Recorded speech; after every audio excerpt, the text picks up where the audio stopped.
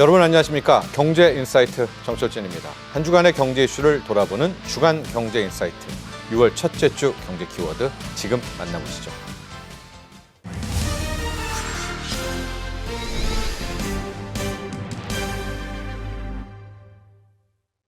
자, 저희가 많은 얘기했습니다. 데이터 센터, 특히 AI라는 자체가 전기 먹는 하마고 그래서 전력도 많이 필요하다는 것 얘기. 그리고 또 한 축에선 뭐 AI 솔루션을 만들려면 데이터, 빅데이터 분석, 데이터 센터를 무조건 크게 또 많이 지어야 된다. 그런데 이 데이터 센터에는 발열이라든가 이제 각종 문제가 있다. 이제 여기서부터 이야기가 시작이 되는데요. 일단 본격적인 이야기에 앞서서 데이터 센터가 왜 이렇게 키워드가 됐는지, 우리 이번에 대통령 선거에서도 모든 후보들이 AI 데이터 센터 이야기를 하지 않습니까? 네. 그 중요성부터 한번 짚고 가보도록 하죠. 그래서 조금 더 큰 그림에서 이제 전력 시장, 좋아요. 큰 네. 그림 이렇게 말씀을 드리고 싶은데요. 이 전력 시장을 보기 위해서는 전력 수급 기본 계획을 한번 보시는 게 제일 중요합니다. 줄여서 이제 전기본이라고 하는데 이 산업부에서 매 2년마다 향후 15년 동안 우리 한국의 전력 수요와 공급의 계획을 짜는 게 이 전기본 계획이다라고 보시면 됩니다. 그래서 이 계획을 보면은 한국의 전체적인 에너지, 전력 수요에 대해서 이제 큰 그림을 잡을 수가 있겠죠. 근데 이 계획이 2년마다 나오고 이거를 매년 업데이트를 하고 있는데 네. 이번에 좀 놀랐었던 게 11차 전력 수급 기본 계획을 발표를 했는데 놀랐었던 게 전력 수요 전망치가 올라갔다라는 겁니다. 네. 그래서 10차 전기본에서는 전력 수요 전망치가 매년 한 1.5% 성장할 거다라고 했는데 이번에 발표한 11차 전기본에서는 2.1%로 더 상향을 했습니다. 네. 그래서 이게 굉장히 놀라운 수치인 게 이 전력 소비량이라는 거는 사실 GDP 성장률과 인구 성장률을 그대로 따라갑니다.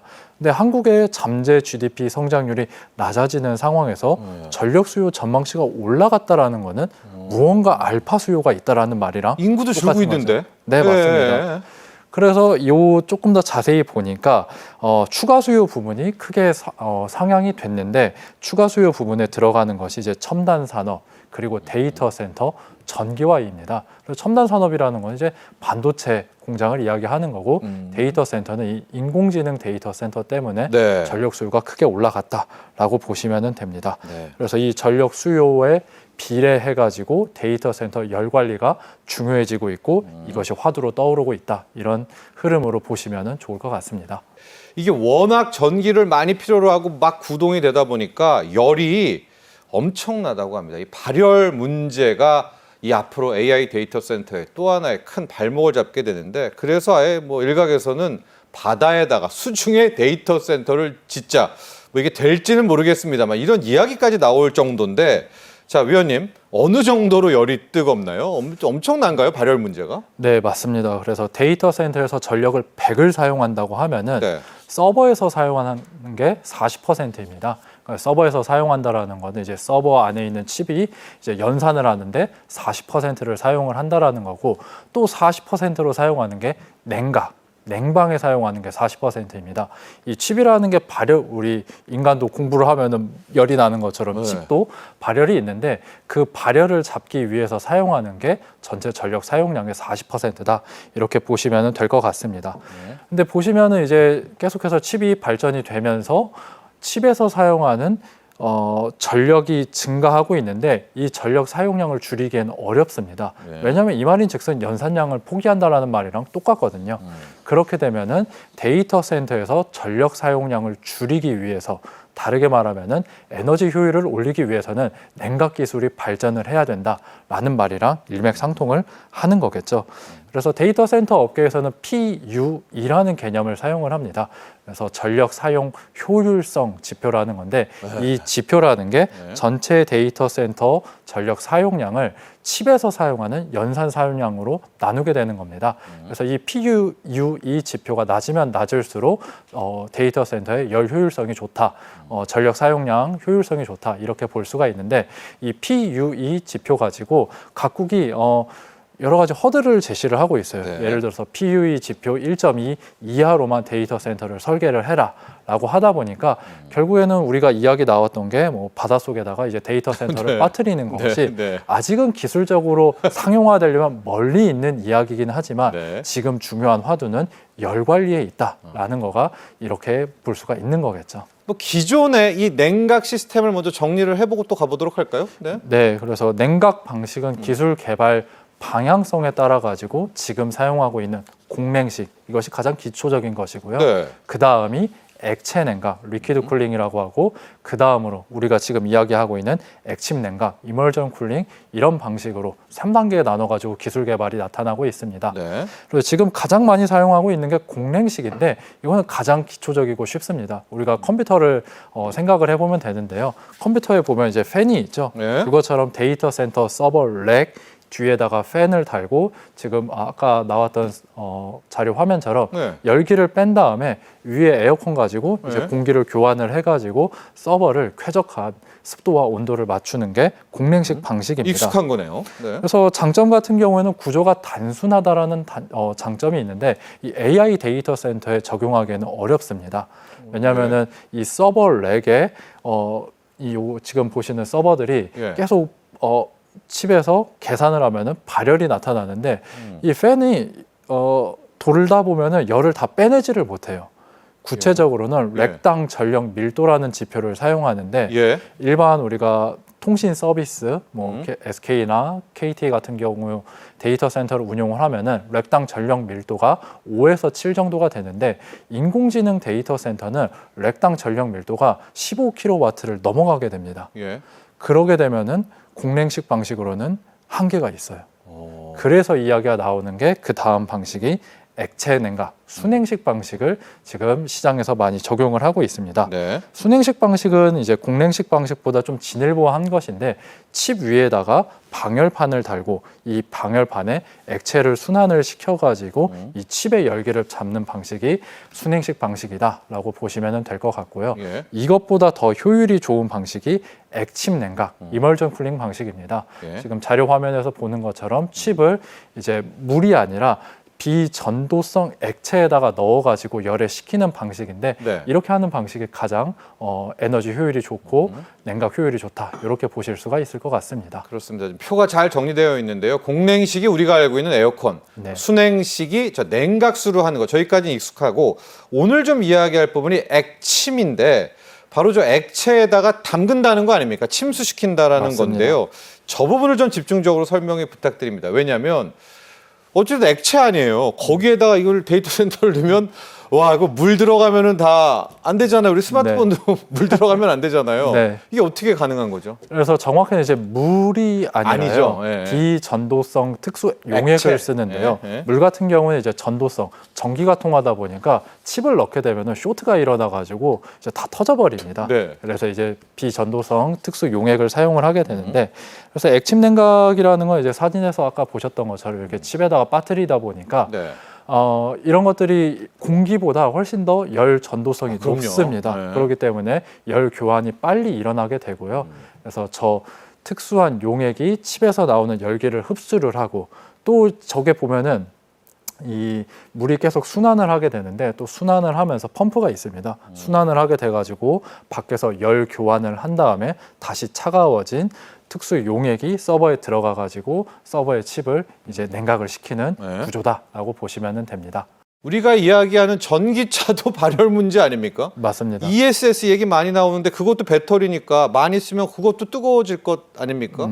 그럼 이 냉각 기술이라는 게 뭐 차세대에 다 쓰일 것 같다는 생각도 들어요.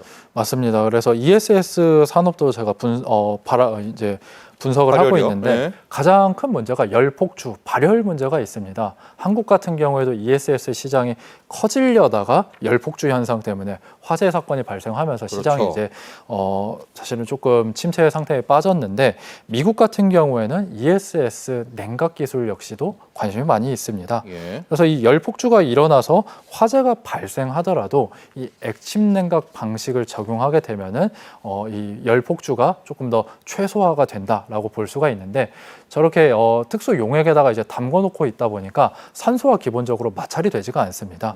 그래서 열이 발생하기 전에 약간 기계 장치 발열 문제를 근본적으로 해결할 수 있는 이제 기술적인 방식으로 이제 떠오르고 있는데요. 예. 사실은 이제 아직은 좀 상용화는 멀기는 했지만 여러 가지 장점과 단점이 있습니다.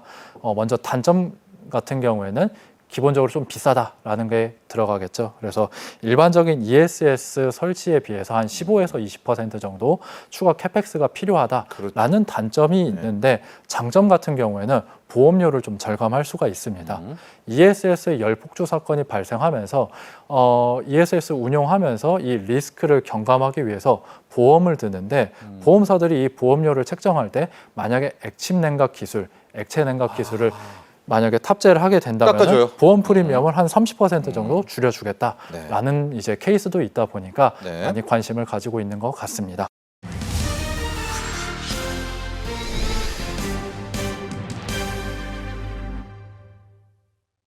오늘 21대 대통령 취임식이 있지 않았었습니까? 이제 취임식을 다 보셨을 텐데 총평 좀 부탁드립니다. 자, 어떤 마음으로 좀 바라보셨는지 먼저 우리 주 교수님부터. 네.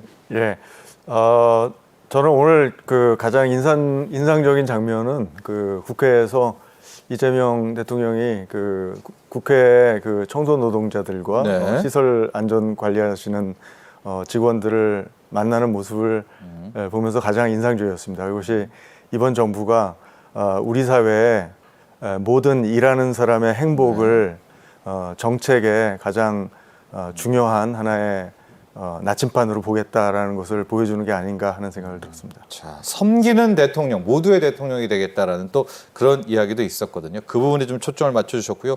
우리 조현승 박사께서는 오늘 취임식 좀 보시면서 어떤 부분을 좀 많이 좀 집중적으로 보셨는지요? 뭐 이제 일단 취임식에서 나온 내용들은 사실 상당히 선언적인 거여가지고 네네. 어떻게 뭐 경제 정책을 평가하기는 좀 쉽지는 않은데 그래도 뭐 전반적으로 이제 뭐 느낌 같은 거. 예, 네. 시장을 강조를 하고 뭐 그런 부분에 있어서는 과거에 이제 이재명 그 야당 대표 시절에 약간 과격한 모습이 있었는데 적어도 이번에 그 취임사에서만큼은 뭐 그런 모습에서 약간은 이제 중도 성향으로 이제 온 것 같고 약간 실용적으로 하겠다라는 걸 굉장히 강조를 했습니다. 근데 이거는 사실은 이제 항상 취임사라는 거는 조금 이렇게 추상적인 거다 보니까 네. 앞으로 이제 운영을 하는 데 있어서 얼마나 그걸 잘 이제 운영의 묘를 살려서 할 수 있을지 그 부분이 이제 상당히 이제 앞으로 저희가 지켜봐야 될 부분이겠죠. 네. 두 분의 전문가한테 가장 시급한 분야에 대한 좀 먼저 좀 의견을 듣고 싶은데 이재명 대통령 비상경제 대응 TF팀 가장 먼저 한 게 이제 비상경제 대응 TF팀입니다.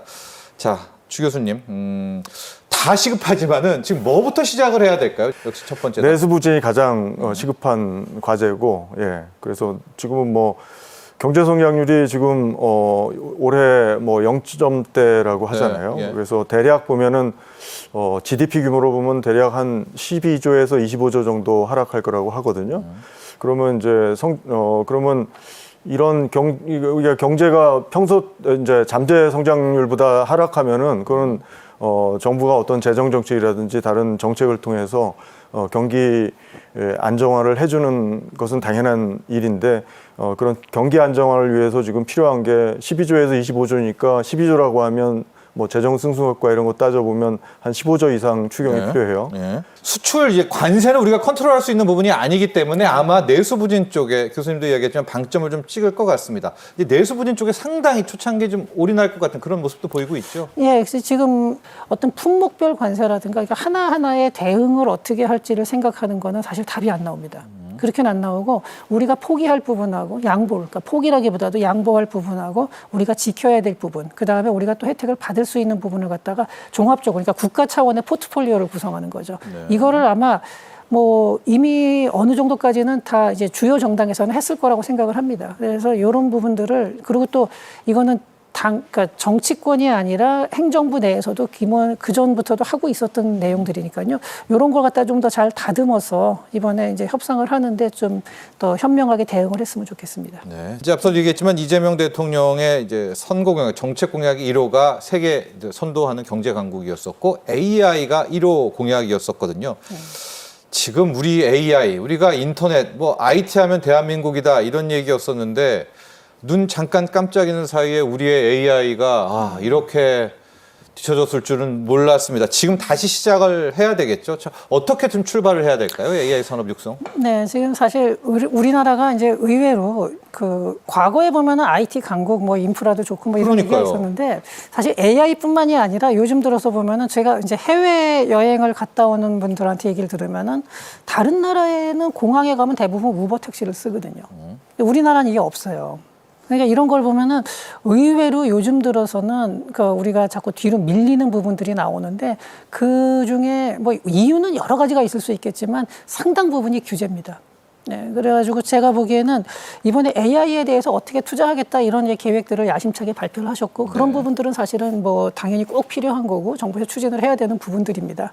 그런데 이제 거기서 뭐 공약이니까 아직 구체화된 건 아닌데 이제 좀 규제 개혁이라든지 특히 뭐 개인정보 보호나 뭐 여러 가지 면에서의 규제 그러다음에 노동개혁 같은 경우는 이제 사실 좀 빠져 있는 부분인데 아까 뭐 4.5일제라든지 뭐 이런 식으로 할 수는 있겠지만 이게 분야별 특성을 조금 맞춰서 저는 맞춤형으로 가야 된다고 보거든요. 모든 산업이 일률적으로 한다 그러면은 이제 이 얘기가 상당히 오해의 소지는 있습니다. 그러면은 뭐 어느 분야에서는 뭐 그렇게 막 무리해서 일해도 되는 거냐 뭐 이렇게 말씀하실 수도 있는데 사실 이제 꼭 그런 뜻은 아니고 이게 산업의 특성이 있고 그 특성에 따라서 거기서도 또 개인마다 특성이 다 다른 거거든요. 근데 그것도 일률적으로 이렇게 규제하기보다는 이런 반도체, AI 이런 식으로 좀 전략 산업이라고 한다 그러면은 거기에 대해서는 좀 맞춤형으로 약간 그 운용의 묘를 어떻게 잘 살릴 수 있을지 저는 그런 부분은 이제 지금 공약에는 이제 구체화되지는 않은 상태니까 이런 부분이 좀 추가됐으면 좋겠고요. 근데 아마 요거는 아마 하면서 또 지금 뭐 우리나라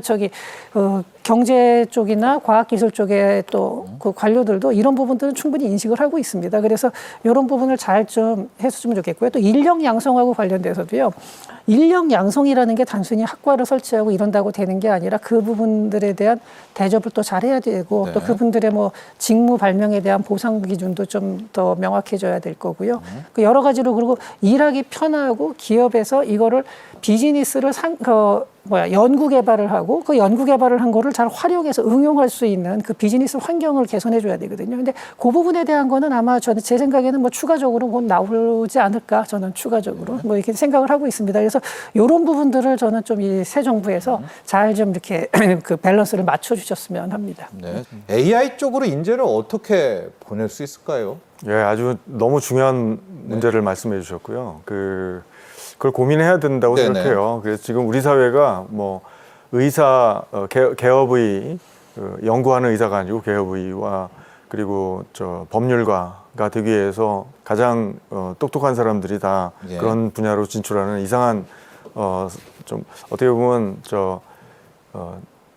뭐 하여튼 우리만의 뭔가 그 파일을 키워가는 사회가 아니고 있는 파일을 많이 획득하는 그런 사회로 지금 치닫는 게 아닌가 생각되고, 그러니까 과학기술 분야에 좀 혁신적인 젊은 인재들이 많이 진출을 해야 되는데 그러려면 저는 뭐 여러 가지가 있겠지만 우선은 뭐 여러 가지 국가가 혜택을 줄 수 있다고 생각해요. 병역 특례라든지 그런 것도 확대해야 되고 아니면 장학금 지원 같은 것도 확대할 수 있다고 보고요.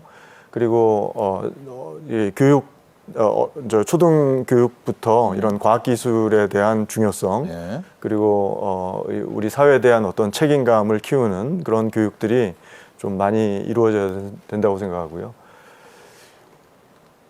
그리고 뭐 기본적으로 이런 과학기술을 혁신을 통해서 본인이 우리 사회의 주역으로서 성장할 수 있는 길들을 많이 만들어놔야 된다고 생각해요. 그러려면 벤처를 창업해서 성공하는 사업가들이 많이 나와줘야 되고요.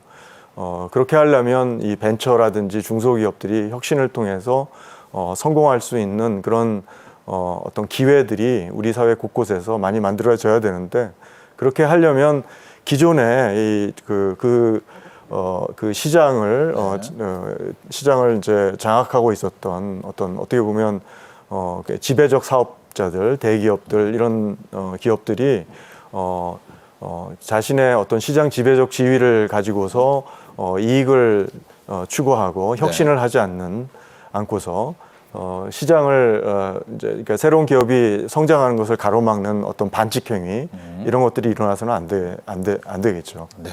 뭐 외국도 그렇지만은 이 AI라는 게 전기 먹는 하마잖아요. 이제 에너지 확보 또 뭐 스마트 그리드 이 부분은 이제 관 쪽에서 공공 쪽에서 해줘야 될 것 같은데 이재명 대통령의 에너지 정책 저 전기 먹는 하마 AI의 전력은 어떻게 될까요? 어떻게 이거 확보를 하죠? 네, 이게 지금 이제 AI에 어떻게 전력을 공급할 네. 것이냐의 에너지원. 네. 문제는 이제 두 가지 문제가 동시에 있는 거죠. 에너지원인데 아무 에너지원이 아니고 미래 에너지원으로 전력을 공급하지 않으면 안 되는 거죠. 네. 그 미래 에너지원이라는 건 청정 에너지고 재생 에너지, 뭐 거기에는 뭐 원자력도 포함될 수 있죠. 네네. 그래서 우리나라가 재생에너지와 기존의 뭐 화석연료 베이스된 에너지가 아니고 재생에너지와 원자력을 적절하게 믹스해서 어떻게 에너지 공급을 효율적으로 하느냐가 굉장히 중요한 AI 산업이라든지 반도체 산업인데 우리나라 모든 산업의 이제 하나의 그렇죠. 중요한 밑바탕이 되죠. 모든 국가가 다 그렇습니다 지금. 예. 예. 그래서 지금 가장 중요한 이제 에너지 정책에서 눈여겨 볼 수 있는 거는 기본적으로 지금 저희가 파리 협약을 하면서 두 가지 목표를 설정했어요. 2030 탄소 배출 저감 목표를 설정했었고요. 예. 그다음에 2050 넷제로 목표를 탄소 설정했었어요. 중립. 예. 그래서 지금 이제 우리가 시급하게 챙겨야 될 것은 2030 탄소 저감 목표를 우리가 달성할 수 있느냐. 그런데 문제는 지금 2030 목표의 절반도 우리가 달성을 못했어요. 예. 그래서 지금 5년 후면 2030이 2030년이 되잖아요. 그래서 2030 목표 달성에 충분한 효과를 내지 않으면 앞으로 계속 이 탄소 배출 저감의 문제가 더 지연될 수밖에 없습니다. 그래서 이번 정부 5년 동안 2030 목표 달성을 위해서 재생에너지 확대를 위해서 정부가 아주 효과적으로 이제 그 에너지 분야를 이제 관리해야 되는데 네네. 그래서 이제 이 지난 정부하고 좀 다른 점은 일단 기후 에너지부를 신설하는 것이 공약에 나와 있습니다. 그래서 그렇더라고요. 예. 예, 그렇습니다. 그래서 지난 정부에서 이제 뭐 그 문재인 정부 때부터도 이제 규제 기능, 에너지 전환에 대한 규제를 했던 환경부, 그리고 에너지 전환에서 중요한 역할을 하는 게 에너지 산업이에요. 산업부죠. 예. 에너지 산업이 같이 협력해서 예. 보완하지 않으면 절대 이 에너지 전환의 목표를 달성하기 어렵습니다. 그래서 예. 에너지 산업 부문은 과거에는 산업자원부에서 맞습니다. 관할하는 예. 부문이었어요. 그래서 그 두 부분을 이제 합쳐서 기후 에너지부를 기후 에너지부. 신설하는 안이 이제 눈에 띄고요. 네. 그렇게 되면 이제 부처 간의 어떤 협력이 어려웠던 부분 문제들이 해소되고 그 각각의 화석연료 산업의 어떤 이해관계의 문제라든지 그죠? 그 화석연료가 이제 재생에너지로 전환돼야 되기 때문에 그 이해관계 조정을 잘 못하면은 네. 협력이 굉장히 어렵습니다. 그래서 그런 화석연료 부문의 퇴출 그리고 전통산업 부문 탄소 배출 많이 하는 전통산업 네. 부분을 이제 구조조정. 그린 산업으로 구조개혁이죠. 네. 구조조정하고요. 네. 그리고 재생에너지 확대하고 그래서 그런 이제 재생에너지 확대에 이 에너지 산업 부문이 아주 적극적으로 나서게 할 수 있는 상당히 중요한 컨트롤 타워가 마련됐다고 보고요. 네. 그리고 뭐 지금 합리적 에너지 믹스를 추구하고 지난 정부에서 예를 들어서 원전 목표를 뭐 너무 과도하게 높인 경향이 있습니다. 그래서 그걸 좀 합리적으로 에너지 믹스를 가져갈 필요가 있고요. 그래서 그런 부분, 네. 그런 이제 정책들이 눈에 띄고 그다음에 이제 무엇보다 우리나라 같은 이제 일부의 수도권에 인구가 집중돼 있는 이런 특성 때문에 재생에너지가 생산되는 곳과 소비되는 곳에 거리가 생길 수밖에 맞습니다. 없거든요. 지금 예, 현재 예, 우리 구조 자체가. 예. 그래서 그 문제를 해결하려면 에너지를 빨리 실어 나를 수 있는 에너지 고속도로가 고속도로죠. 있어요. 그래서 예. 그런 에너지 고속도로를 만든다는 것도 아주 눈에 띄는 전략이고요. 네. 알겠습니다. 주식 부양 이제 아마 지금 오늘도 주가가 상당 부분 올라간 것이 당장 2, 3주 내에 상법 개정 특히 그렇죠. 코리아 디스카운트 해소 쪽 하고 부동산의 특이한 점은 역대 민주당 이제 대통령 후보와는 좀 다르게 규제보다는 상당히 공급을 외쳤단 말입니다. 이 주식과 부동산 쪽의 경제 정책 한번 보도록 할까요? 네, 뭐 일단 이제 상법 개정안 얘기가 나오고 그러면서 주식 이제 주식에 투자하시는 분들이 좀 기대를 많이 하시고 많이 하고 있어요 지금. 예, 네. 그렇게 또 이게 이제 상법 개정안을 통해서 아무래도 주주의 이익을 대변할 수 있도록 이제 이사들이 투표를 하게 되고 하니까 이게 상당히 긍정적인 면이 있습니다. 주주의 권리를 높인다는. 근데 이제 네. 다만 기업 이게 이런 식으로 이제 주가가 부양이 되는 거, 주식 금융시장이 부양이 되는 거는 근본적으로 이거는 뭐 당연히 해야 되는 얘기겠지만 근본적으로는 이제 기업의 어떤 장기적인 성과가 좋아야지 이제 또 장기적으로 갈 수가 있거든요. 그러니까 일시적으로 올라간 다음에 그 꾸준히 그 흐름을 타기 위해서는 또 기업의 장기적인 성과도 중요합니다. 근데 또 기업 측에서는 그러니까 물론 이제 그건 또 기업 측의 얘기긴 한데 이렇게 되면은 또 이제 경영권의 간섭이 들어오고 하다 보면은 장기적인 투자에 어려움이 있을 수도 있다. 또 이렇게 이제 불만을 제기하기도 합니다. 기업 쪽에서. 그래서 이런 경우에도 이제 그 기업의 상황에 따라서 또 산업에 따라서 하다 보면은 이제 이거는 결국 운영을 어떻게 하려거든요. 그러니까 법이라는 게 상당히 모든 법이 다 그렇죠. 뭐 좋은 면만 다 있는 것도 아니고 다 나쁜 면만 있는 것도 아닌데 이럴 경우에 이제 기업의 어떤 기업하기 좋은 환경이 같이 조성이 돼야 되거든요. 이제 그렇게 되면서 이 상법 개정안이 들어오고 하게 되면 아마 코리안 디스카운트를 상당 부분 해소할 수 있을 것 같습니다. 근데 네. 그러면서 기업 측에서 얘기를 많이 하는 게 이제 상속세 얘기도 또 많이 합니다. 그러니까 상속세가 주식으로 상속하는 거에 대해서 이제 세금이 너무 과하다. 그러니까 네. 다른 나라에서도 보면은 주식으로 상속을 받게 되면은 그 받을 때는 세금을 안 내고 나중에 팔 때 내는 식이 되고 독일 같은 경우에는 기업 운영을 또 몇 년 이상 하게 되면은 상속세를 면제해주기도 하고 이런 부분들이 있는데 우리나라도 이걸 하면서 같이 이런 걸 종합적으로 그러니까 양쪽의 밸런스를 좀 맞췄으면 하고요. 그다음에 부동산 같은 부동산 경우 가볼까요? 네. 지금 뭐 공급 확대한다라는 거는 상당히 긍정적으로 생각이 됩니다. 과거에 보면은 이제 수요 억제 쪽으로 가다 보면은 오히려 공급이 같이 줄면서 부동산 가격이 더 크게 올랐던 경험들이 있거든요. 그래서 이거는 좋고 그다음에 지금 현재 3기 신도시가 어느 정도 완성이 됐고 상당히 이제 호응을 많이 받고 있어요. 이번에 보니까 굉장히 인기가 많은데 문제는 아직 이제 거기 인프라가 충분히 깔려 있지는 않거든요. 근데 이런 상황에서 4기 신도시 얘기를 이제 했는데 요거는 뭐 당연히 이제 그 뭐 공약에는 나오는 거고요. 네. 근데 일단 3기 신도시의 그 인프라를 먼저 갖추는 게 더 현실적이지. 4기 신도시가 필요한 거는 뭐 인정을 하는데 지금 당장 추진하는 건 현실적으로 좀 쉽지 않을 겁니다. 그러니까 요거는 일단 3기 신도시의 어떤 인프라 같은 거를 다 갖추면서 그래서 일부분 이제 그게 해소가 되고 그 다음에 그 이후에 이제 추진하는 걸 방식으로 가면은 이런 식으로 장기적으로 이제 부동산을 갖다가 계속 수도권에 공급을 한다 그러면은 저는 뭐 그 집값 안정이라는 측면에서도 요거는 꼭 뭐 필요할 것 같습니다. 네, 이재명 대통령 워딩입니다. 세금으로 집값 잡지 않겠다. 또 집값 하락이 아니라 안정에 초점을 맞추겠다. 이게 이제 이재명 정부의 큰 하나의 부동산 정책의 틀이다. 이렇게 생각하시면 될 것 같고요. 주병기 교수님, 저한테도 문의가 많이 오거든요. 주 4.5일제 언제 되느냐, 이거 도입이 되냐 이제. 자, 이재명 대통령의 주 4.5일제는 정말 초미의 관심사고 또 아이콘적인 성격을 갖고 있는 노동 또 공약 아니겠습니까? 주 4.5일제 어떻게 풀어가게 될까요?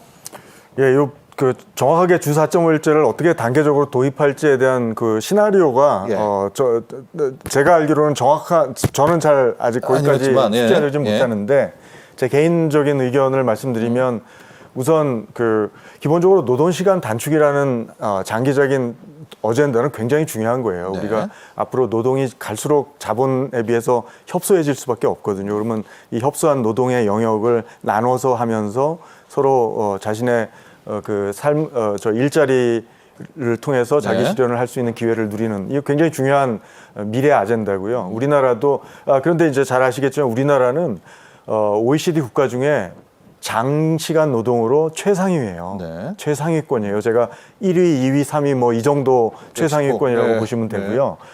이거는 굉장히 어떻게 보면 우리나라 국가의 어떤 전 세계적인 위치로 볼 때는 맞지 않는 겁니다. 우리나라의 국가의 어떤 생산성이라든지 혁신 주도성이라든지 교육 역량 이런 거 봤을 때 아니고요. 그래서 저는 우선 4.5일제를 아주 효과적으로 잘 소화할 수 있는 부문에서 먼저 이걸 시작해야 된다고 생각합니다. 그래서 공공부문과 뭐 대기업이라든지 좋은 직장 같은 경우는 지금 현재 이미 시스템이 업무 프로세스를 잘 혁신하면은 불필요한 시간을 낭비하지 않고서 그동안 5일 근무했던 것을 4.5일에 줄일 수 있는 가능성은 충분히 열려 있고 효율성이 갖춰진 곳부터 그렇습니다. 예. 그래서 그런 이제 생산성 하락 없이 생산의 효율성을 높이면서 이제 업무 프로세스를 혁신시켜서 4.5일을 충분히 할 수 있는 지금 당장이라도 우리가